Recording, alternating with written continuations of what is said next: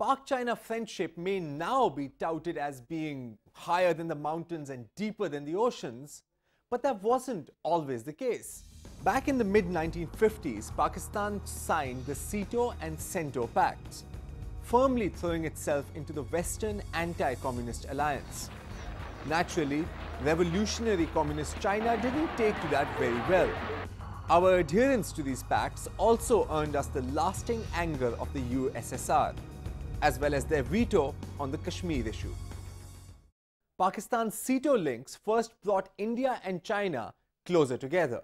The two countries signed a pact in 1953, and for a couple of years at least, the slogan of choice was Hindi Chini Bhai Bhai.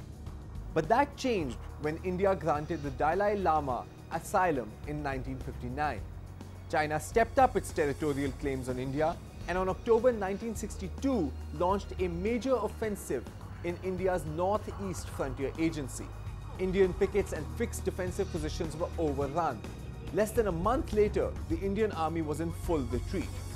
Even in Ladakh, where the cream of the Indian army had been positioned, India lost 43 posts. Then, just as suddenly as they had struck, the Chinese withdrew. A book written immediately after the war says that to more than one diplomat, the withdrawal was aimed at administering a dignified slap on the face, followed by an unchallenged withdrawal. India had been grossly insulted and left powerless to protect her honor. Here's where the real geopolitical change came in, because India, self-proclaimed leader of the non-aligned world, was now forced to turn for help to those same neo-colonial powers it had so long condemned, namely the US and the UK. And the West, of course, was only too happy to oblige. Huge American planes carrying military supplies flew day and night over India's northeast, although the press was forbidden from photographing them. British military officials with Indian experience were sent in to bolster the defeated army. According to one report, the US airlifted arms supplies to modernize Indian armed forces in quantities in 1 month that Pakistan had not received even in 6 years since joining Sino and Cento. For Pakistan, the West's military aid to India amounted to nothing less than a gross betrayal of a long-standing ally that had sacrificed so much. At the time, former Defense Minister Mumtaz Doltana wrote, "The Cold War between China and India is likely to be prolonged. The hot war is a temporary phase." If this is correct, the massive military aid to India becomes more ominous. India may no longer need the arms against China, but will be able to use them for whatever other purpose it sets itself. Our past experience has proven that India is liable to the euphoria of elation. Such elation will not fail to find targets closer to home. India's military budget rose from 344 crore rupees in 1962 to 814 crore in 1964. And the above prediction came true when the 1965 war broke out.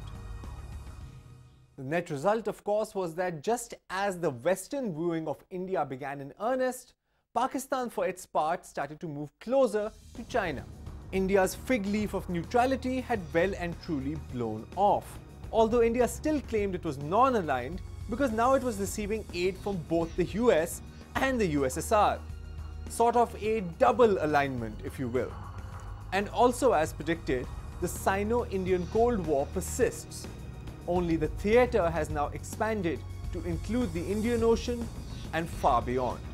India is now planning a naval base in the Maldives, a move seen as a direct response to China's building a giant base on Sri Lanka's Hambantota port. With its Western alliances reaching fruition, India has held naval exercises with Japan, the US and Australia right off the coast of China. China, of course, has its own plans. A series of naval bases imaginatively titled the String of Pearls, stretching from the east coast of China all the way to Gwadar, and now with the announcement of a base near the Gulf of Aden all the way to Africa, which, with its mineral and natural resources, is as valuable a prize as the oil-rich Gulf itself.